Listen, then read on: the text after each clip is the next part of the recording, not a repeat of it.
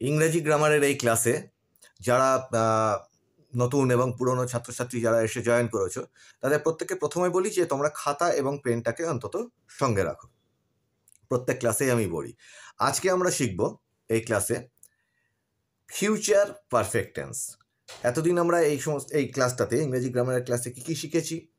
অক্ষর থেকে শব্দ, শব্দ থেকে বাক্য, বাক্যের বিভিন্ন রকম প্রকারভেদ, বাক্যের বিভিন্ন রকম অংশ, মিন্স পার্টস অফ স্পিচের কিছুটা অংশ। এগুলো শেখার পরে আমরা কি শিখেছি? প্রেজেন্ট টেন্সের পুরোটা শিখেছি, মানে বর্তমানকাল শিখেছি। পাস্ট টেন্সের 4টি ভাগ, প্রেজেন্ট টেন্সের 4টি ভাগ, এগুলো আমরা ডিটেলে শিখেছি। এবং ফিউচার টেন্সের ফিউচার ইনডিফিনাইট এবং ফিউচার কন্টিনিউয়াস শিখেছি। তাহলে আমরা এই মুহূর্তে কিসে রয়েছি? ভবিষ্যৎকাল, যেটা ভবিষ্যৎকাল নিয়ে আমরা এখন পড়াশুনো করছি।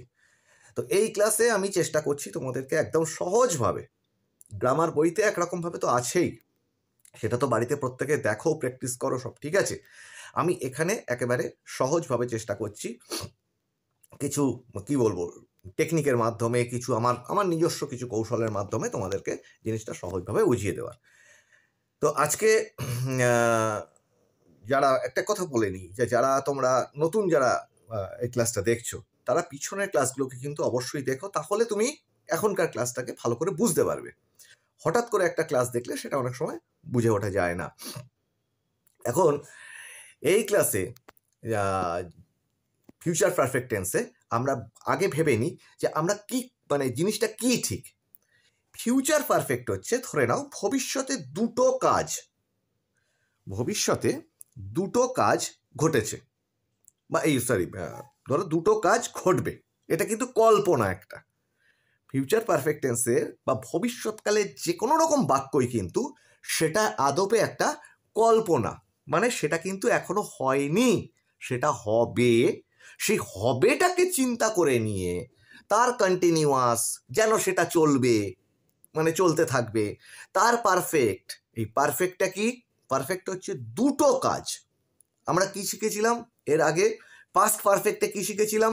যে পাস্ট পারফেক্টে শিখেছিলাম যে দুটো কাজ অতীতে যদি একসঙ্গে ঘটে, মানে একই সময়ের মধ্যে মোটামুটি ঘটে, তাহলে তার মধ্যে প্রথম যে কাজটা হবে তাতে পাস্ট পারফেক্ট টেন্স বসবে, আর বাকিটাতে নর্মাল ফার্স্ট ইনডিফিনাইট টেন্স বসবে। এটা আমরা পাস্ট পারফেক্টে শিখেছি। একদম প্রায় একই রকম ফিউচার পারফেক্ট টেন্সে যদি ভবিষ্যতে ধরে নেওয়া যায় যে দুটো কাজ হবে, এবং এইভাবে আমরা যদি কথাটা বলি ভবিষ্যতে দুটো কাজ হবে, তার মধ্যে আগে যে কাজটা শেষ হয়ে যাবে, সেইটাতে বসবে ফিউচার পারফেক্ট টেন্স। একটা সাধারণ বাক্য দিয়ে এরকমভাবে বলা যেতে পারে যে তুমি আসার আগে আমার যাওয়া হয়ে যাবে, বা তুমি স্কুল থেকে আসার আগে আমার খাওয়া কমপ্লিট হয়ে যাবে। এরকম যে ঘটনাগুলো ঘটে সেইখানে বসবে ফিউচার পারফেক্ট টেন্স। তাহলে ফিউচার পারফেক্ট টেন্সের যে গঠনটা, সেই গঠনটা এবার আমরা কি করব? ডান দিকে স্ক্রিনে দেখো যে লেখা রয়েছে, সেই ডান দিকে স্ক্রিন থেকে আগে গঠনটাকে খানিকটা বুঝে নিই। গঠনটা কিরকম হচ্ছে দেখো। গঠনটা হচ্ছে এই যে রয়েছে সাবজেক্ট, প্রথমে বসছে সাবজেক্ট, তারপরে কি বসবে? শ্যাল অথবা উইল, যেটা ফিউচার টেন্সে প্রত্যেকের সঙ্গেই আমরা ব্যবহার করছি। এবং শ্যাল কোথায় বসছে, উইল কোথায় বসছে, এগুলো তো তোমরা আগের ক্লাসগুলোতে মোটামুটি দেখে বুঝে গেছো। তারপরে বসছে শ্যাল উইল, এরপরে বসবে, যেহেতু পারফেক্ট টেন্স সেই জন্য বসবে একটা হ্যাভ। কিন্তু এই হ্যাভ কিন্তু থার্ড পারসন সিঙ্গুলার নাম্বারে কি আর হ্যাজ হয়ে যাবে না। দেখো এখানে মেন অক্সিলারি ভার্বটা ব্যবহার হচ্ছে, যেটা সেটা হচ্ছে শ্যাল বা উইল। ওখানেই কিন্তু তোমার ডিটারমিন হয়ে যাচ্ছে যে তোমার ফার্স্ট পারসন, সেকেন্ড পারসন এবং থার্ড পারসনে কোথায়, মানে কার সাথে, কোন পার্সনের সঙ্গে কোন অক্সিলারিটা বসছে। কাজে এরপরে দ্বিতীয় অক্সিলারি যেটা বসছে হ্যাভ, সেটার আর পরিবর্তন করতে হচ্ছে না, সেটা সবার সাথেই কিন্তু হ্যাভ থাকছে। তাহলে কি হচ্ছে? প্রথমে বসলো তোমার ধরো সাবজেক্ট, তারপরে বসছে শ্যাল এবং উইল, তারপরে বসছে হ্যাভ, আমি হাত দিয়ে এখানটায় মার্ক কি বলে হাইলাইট করে দেখাচ্ছি। তারপরে বসছে হ্যাভ, তারপরে বসবে ভার্বের, যেহেতু পারফেক্ট টেন্স তাহলে কি বসবে ভার্বের। আমরা শিখেছি ভার্বের লিস্টে, এই জন্যে প্রত্যেককে বলছি, যারা নতুন এসেছো, পুরনো যারা ছাত্রছাত্রী আছো, প্রত্যেককে বলছি পিছনের ক্লাস কিন্তু অবশ্যই ফলো করো এবং তাতে আমি যা বলেছি সেগুলোকে মানো। ভার্ব পড়িয়েছি, ভার্বের লিস্ট দিয়েছি, তাতে আছে প্রেজেন্ট, পাস্ট এবং পাস্ট পার্টিসিপল ফর্ম। প্রতিটি পারফেক্ট টেন্সে তোমরা দেখতে পাচ্ছ ভার্বের ওই পাস্ট পার্টিসিপল ফর্মটা কত লাগছে। তাহলে ভার্বের ওই লিস্ট প্রত্যেক পদে পদে লাগছে। তাহলে এখানে বসবে ভার্বের পাস্ট পার্টিসিপল ফর্মটা। হয়ে গেল। এইবার আমি এখানে একটা বাক্য দিয়ে, যেটা তোমাদেরকে মানে ক্লাসের শুরুতেই আমি যেটা বললাম, একটা বাক্য দিয়ে আমি মোটামুটি একটা বোঝানোর চেষ্টা করেছি। সেটা হচ্ছে কি, যে তুমি আসার আগেই আমার যাওয়া হয়ে যাবে, মানে বা তুমি ক্লাসে ঢোকার আগেই আমার পড়া হয়ে যাবে।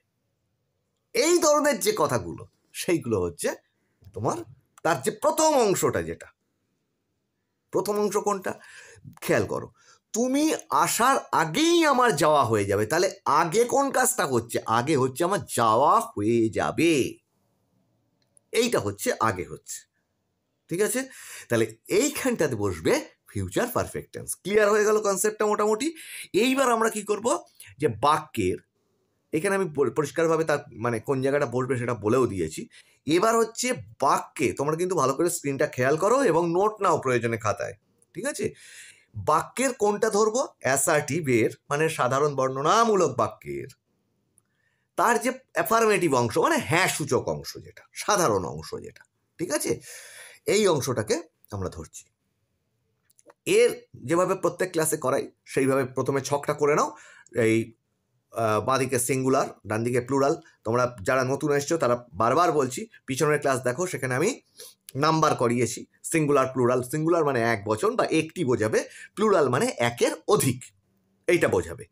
আর একদম বাঁদিকে করে নাও হচ্ছে first person, second person, third person. তাহলে কি হচ্ছে, পার্সন করিয়েছি যেখানে আমি, আমরা, তুমি, তোমরা। আমি আমরাটা হচ্ছে ফার্স্ট পার্সন, তুমি তোমরাটা হচ্ছে সেকেন্ড পার্সন, থার্ড পার্সন আমি আমরা তুমি তোমরাটা বাদে যেটা পড়ে থাকছে তার একটি বোঝাবে হচ্ছে থার্ড পার্সন, একাধিক বোঝালে থার্ড পার্সন প্লুরাল নাম্বার। ঠিক আছে, একটি বোঝালে থার্ড পার্সন সিঙ্গুলার নাম্বার, আর একের অধিক বোঝালে কি হবে, থার্ড পার্সন প্লুরাল নাম্বার। তাহলে এইটা যাদের মধ্যে ক্লিয়ার হয়ে গেল। এবার দেখো বাক্যটা আদপে কিরকম ভাবে গঠন হচ্ছে। দেখো, আই শ্যাল হ্যাভ গান।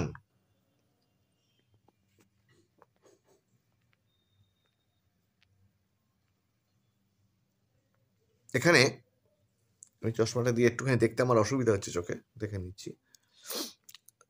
দেখো, এখানে আমি গো ভার্বটা ব্যবহার করি। আগের ক্লাসেও এই ভুলটা করেছিলাম, আমি গোটা লিখতে গিয়ে আমি তোমার ওয়ার্ক লিখে ফেলেছিলাম। এখানে ধরো তোমাদেরকে একদিক থেকে ভালো হচ্ছে, তোমাদের সুবিধাই হচ্ছে যে বিভিন্ন মানে আমি কি বলেছি, এখানে মেন ভার্ব যেটা ব্যবহার করা হবে সেই মেন ভার্বের বদলে যদি তুমি অন্য কোনো ভার্ব ব্যবহার করতে চাও সেটাও করতে পারো। তাহলে এখানে ডু ভার্ব ব্যবহার করে ধরো আই শ্যাল হ্যাভ ডান, তাহলে এখানে এই যাওয়াটা হবে না, এখানে আমার করা হয়ে যাবে। ঠিক আছে, এখানে গো ভার্ব ব্যবহার করতে পারো। তাহলে আই শ্যাল হ্যাভ গান হলে কি হবে, আমার যাওয়া হয়ে যাবে। উই শ্যাল হ্যাভ গান মানে কি হবে, আমাদের যাওয়া হয়ে যাবে। যদি উই শ্যাল হ্যাভ ডান লিখি, ডু ডিড ডান, আমাদের করা হয়ে যাবে কোনো একটি কাজ।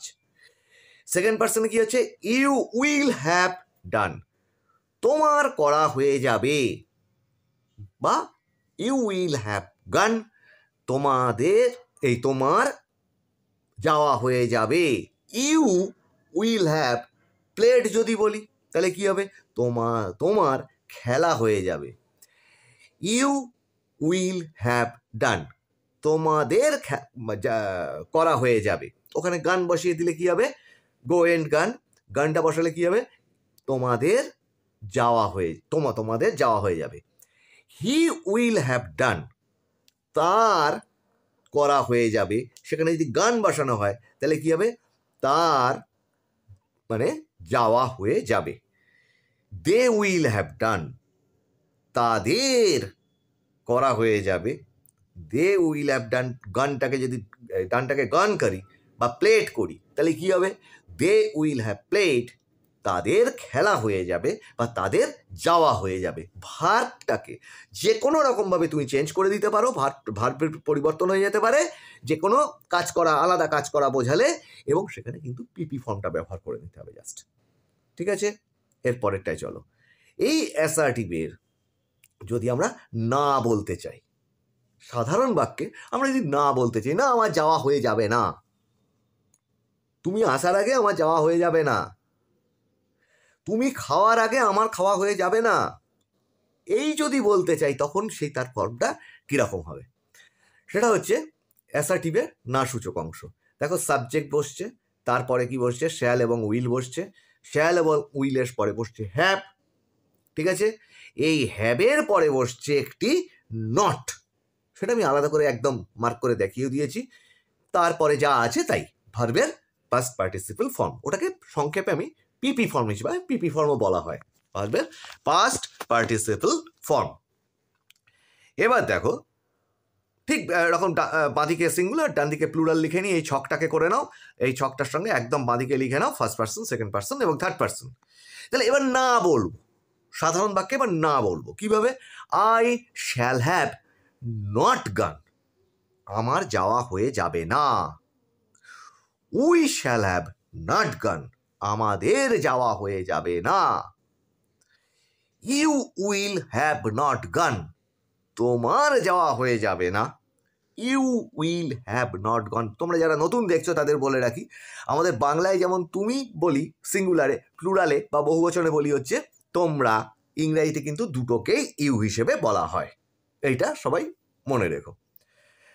এরপরেটা হচ্ছে হি উইল হ্যাভ নট গান, তার যাওয়া হয়ে যাবে না, দে উইল হ্যাভ নট গান, তাদের যাওয়া হয়ে যাবে না। এখানে বুঝতেই পারলে ভার্বকে তুমি যেমন চেঞ্জ করে দিতেই পারো, তাদের খেলা হয়ে যাবে না, they will have not played. ঠিক আছে, এটা বলতেই পারো। তেমনি এখানে হির বদলে, যারা নতুন ক্লাস দেখছো তাদের বলি, থার্ড পার্সন সিঙ্গুলার নাম্বারে যে হি শি, মানে পুরুষ হলে হি, মহিলা হলে শি, এখানে তুমি যা খুশি লিখতে পারো, এ একটা বালক, এ বয়, একটি বালিকা, এ গার্ল। ঠিক আছে, এরকমও লিখতে পারো, একটি কুকুর, এ ডগ, একটি বিড়াল, এ ক্যাট, এরকমও লিখতে পারো। এখানে যা খুশি লিখতে পারো, একটি হতে হবে।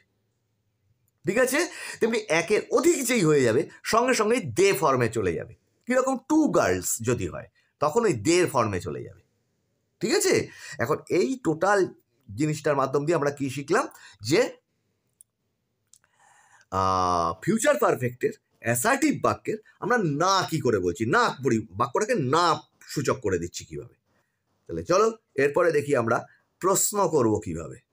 এই বাক্যেতে যদি আমরা প্রশ্ন করি যে আমার কি যা হয়ে যাবেন, আমার কি যাওয়া হবে, আমার কি যাওয়া হয়ে যাবে, এরকম যদি জিজ্ঞাসা করি, তাহলে সেই জিজ্ঞাসাটা করতে গেলে আমি কি বলেছি, যে কোনো প্রশ্ন ইন্টারোগেটিভ সেন্টেন্স করতে গেলে, ইন্টারোগেটিভ সেন্টেন্সের এটা হচ্ছে মানে কি বলবো, পজিটিভ ফর্ম, মানে সাধারণ প্রশ্ন, এইভাবেই যদি ধরো, তাহলে তার প্রথম কি করতে হয়, যে অক্সিলারি ভার্ব, ওই ফর্মটাতে যেটা আছে ওই বাক্যটাতে বা ওই টেন্সটাতে যে অক্সিলারি ভার্বটা আছে সেইটাকে একদম বাক্যের প্রথমে নিয়ে আসতে হয়। এটা প্রত্যেক ক্লাসে তোমাদেরকে শেখাচ্ছি, তোমরা নিশ্চয়ই দেখেছো যারা পুরনো আছো, আর যারা নতুন তারা শেখো যে অক্সিলারি ভার্বটাকে একদম, মেন অক্সিলারি ভার্ব যেটা রয়েছে ওখানে, প্রথম অক্সিলারি ভার্ব, সেটাকে একদম প্রথমে নিয়ে আসতে হবে, বাক্যের সাবজেক্টের আগে বসবে প্রশ্ন করতে গেলে। তাহলে এখানে অক্সিলারি ভার্বটা কোনটা, শ্যাল এবং উইল, বা শ্যাল বা উইল, এইটাকে প্রথম নিয়ে আসলে। ঠিক আছে, তারপরে বসবে সাবজেক্ট, প্রশ্ন করতে গেলে অক্সিলারি ভার্ব কোথায় বসবে, একদম সামনে বসবে। ঠিক আছে, তারপরে বসবে তোমার ইয়েটা সাবজেক্ট, তারপরে এখানে যে দ্বিতীয় অক্সিলারি ভার্ব যেটা ওই পারফেক্ট টেন্সটা বোঝানোর জন্য ব্যবহার করা হচ্ছে সেটা হচ্ছে হ্যাভ। তাহলে এরপরে বসছে হ্যাভ, সাবজেক্টের পরে বসছে হ্যাভ, তারপরে ভার্বের যে পাস্ট পার্টিসিপল ফর্ম আছে ওটা বসে যাচ্ছে, গিয়ে যেহেতু প্রশ্নসূচক বাক্য সেই জন্য এখানে একটা প্রশ্ন চিহ্ন বসছে, জিজ্ঞাসার চিহ্ন বসছে। ঠিক আছে, এবার একই রকমভাবে আমরা পুরো ছকটাকে দেখে নিই, বাঁদিকে সিঙ্গুলার ডান দিকে প্লুরাল লিখে একদম বাঁদিকে তোমার first person second person third person লিখে নাও, নিয়ে এই ছকটার মধ্যে দিয়ে এবার আমরা শিখছি যে প্রশ্ন কিভাবে করছি ফিউচার পারফেক্ট টেন্সে। এবার দেখো অক্সিলারি ভার্ব প্রথম বসছে, এই দেখো শ্যাল প্রথমে বসে গেছে, এই দেখো শ্যালটা প্রথমে বসলো, তারপরে বসলো সাবজেক্ট শ্যাল আই, তারপরে বসলো হ্যাভ শ্যাল আই হ্যাভ, এবং তারপরে বসছে ভার্বের PP form shall I have gone, go went গান, 3 নম্বর ফর্মটা পাস্ট পার্টিসিপল ফর্ম, ঠিক আছে, গো ভার্বের পাস্ট পার্টিসিপল ফর্মটা। তাহলে কি হচ্ছে শ্যাল আই হ্যাভ গান, আমার কি যাওয়া হয়ে যাবে, শ্যাল উই হ্যাভ গান, আমাদের কি যাওয়া হয়ে যাবে, পরেরটা প্লুরালে। সেকেন্ড পার্সন সিঙ্গুলারে কি হচ্ছে উইল ইউ হ্যাভ গান, তোমার কি যাওয়া হয়ে যাবে, তারপরেরটা কি উইল ইউ হ্যাভ গান, এই ইউটা কিন্তু লিখতে গিয়ে আমার একটু জড়িয়ে গেছিল, ভুল লিখে ফেলেছিলাম, ওইটা একটু বুঝে নিও লেখাটা। উইল ইউ হ্যাভ গান, তোমাদের কি যাওয়া হয়ে যাবে, এরপরেরটা কি উইল হি হ্যাভ গান, তার কি যাওয়া হয়ে যাবে, এখানে তার বদলে বুঝতেই পারলে যে কোনো তুমি সাবজেক্টে ওখানে একটা বসাতে পারো, ঠিক আছে, এক সিঙ্গল হিসেবে। আর উইল দে হ্যাভ গান, তাদের কি যাওয়া হয়ে যাবে, ওটা থার্ড পার্সন সিঙ্গুলার মধ্যে প্লুরাল একের অধিক যা তাকে এখানে ব্যবহার করতে পারো সাবজেক্টে।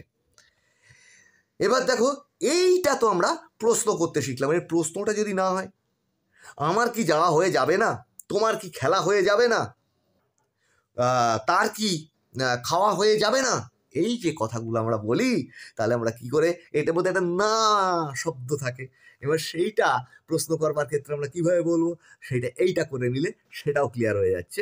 দেখো প্রথমেই একই রকম অক্সিলারি ভার্বটাকে একদম প্রথমে বসিয়ে দিচ্ছ,